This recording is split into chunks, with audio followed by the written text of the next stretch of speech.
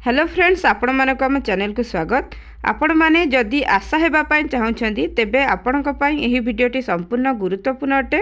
एही वीडियो रे आमे आशा हेबा पई आसीथिबा पदवी गुड़िक विषय रे आलोचना करिबा। आपण माने केउ स्थान रे आशा हेई परिबे से गुड़िक विषय रे संपूर्ण आलोचना करिबा। चलंतु वीडियोटी को आरंभ करिबा। जदि आपण माने जदि आशा हेबा पई चाहुछंती तेबे आपण माने देखंतु कोरापुटर 17 नंबर वार्ड रे असर पदवी खाली रही। ता सहित सुनाबेड़र 20 नंबर वार्ड रे पदवी खाली रही। जयपुर 1, 9, 10, 12 यही सब वार्ड गुड़िक आशार पदवी गुड़िक खाली रही। जदि आपण माने आशा हेबा पई इच्छुक अछंती तेबे आपण माने एही स्थान मानकरे आशा हेई परिबे। तो एठार जदि आमे देखिबा तो एहार योग्यता कौन रही। जदि आमे एलिजिबिलिटी देखिबा तेबे से जड़े महिला होइथिबा दरकार।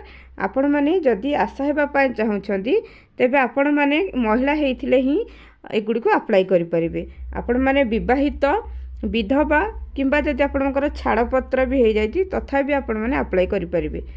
जड़े महिला होइथिबा दरकार। तापरे जदि आमे देखिबा सेकेंड नंबर पॉइंट रे कोन रहिछि तो आपण माने जेउ वार्ड रे अप्लाई करबा पई चाहुछंती सेही वार्ड रा आपण जने स्थायी बासिंदा हेइथिबा दरकार। सेही वार्ड रा जने बासिंदा आपण माने हेइथिबा दरकार। थर्ड नंबर पॉइंट रहिछि आपण मानकर बयस 25 रु 45 वर्ष होइथिले आपण माने अप्लाई करि परिबे। जदि 25 रु कम वर्ष होइछि आपण मानकु तेबे एहाको अप्लाई करि परिबे नहीं। 45 रु ऊर्ध्व होइथिले मध्ये अप्लाई करि परिबे नहीं। 25 रु 45 वर्ष मध्य रे जदि आपनको बयस होता है तेबे ही पदवी को अप्लाई करि परिबे। शिक्षागत योग्यता रही 10वीं पास। जदि 10वीं पढ़ी किंबा ताठुर अधिक भी पढ़ी तेबे एहाकू अप्लाई करि परिबे। एठा रही दरखास्त सह आवश्यक संलग्न कागजपत्र। आपण मानकर स्थायी बासिंदा माने रेसिडेंट सर्टिफिकेट दे परिबे। देखंतु नहले राशन कार्ड दे परिबे, बीपीएल कार्ड दे परिबे, वोटर प्रमाणपत्र दे परिबे। ता छड़ा देखंतु सेकेंड नंबर पॉइंट रे आपणकर शिक्षागत योग्यता जहाँ भी रही 10th +2 +3 पीजी जहाँ भी पढ़ी सबूर सर्टिफिकेट को देबे। थर्ड नंबर पॉइंट रही आपणकर कास्ट सर्टिफिकेट जाति प्रमाणपत्र देबे। कास्ट सर्टिफिकेट को आ जदि आपण मानकर आपण मान जदि विधवा किंबा छाड़पत्र आनी तेबे सही प्रमाणपत्र टी को आपण माने देबे। तो एठार एक फर्माटी रही फर्माटी को फिलअप करेंगे।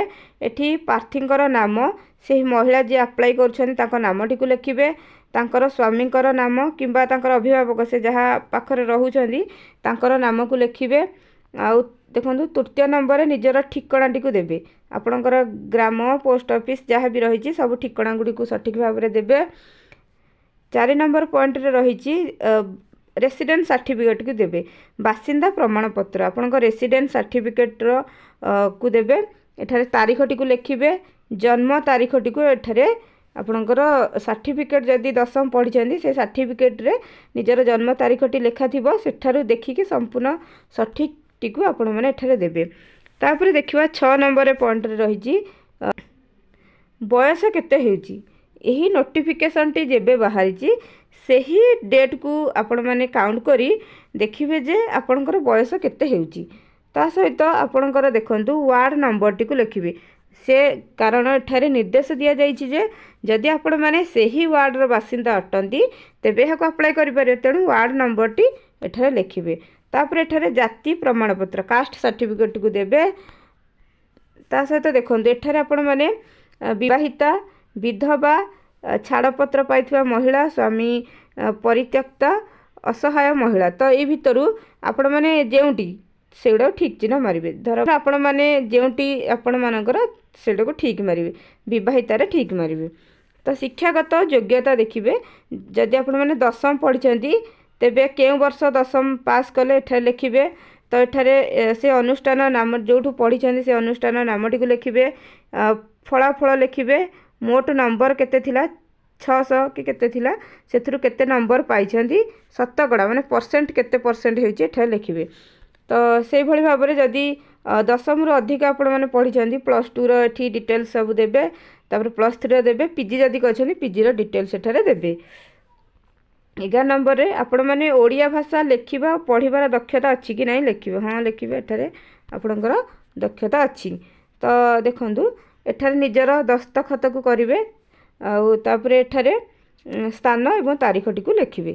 ଏହା ଥିଲା ଆଶାମାନଙ୍କର ଚୟନ ନିମନ୍ତେ ସମ୍ପୂର୍ଣ୍ଣ ବିବରଣୀଟି। ଯଦି ଆପଣମାନଙ୍କୁ ଏହି ଭିଡ଼ିଓଟି ଭଲ ଲାଗିଥାଏ ତେବେ ଭିଡ଼ିଓଟିକୁ ଲାଇକ୍ କରିବା ସହିତ ଚ୍ୟାନେଲଟିକୁ ସବସ୍କ୍ରାଇବ୍ କରନ୍ତୁ। ଆଶା କରେ ଆପଣମାନଙ୍କୁ ଏହି ଭିଡ଼ିଓଟି ବହୁତ ସାହାଯ୍ୟ କରିଥିବ।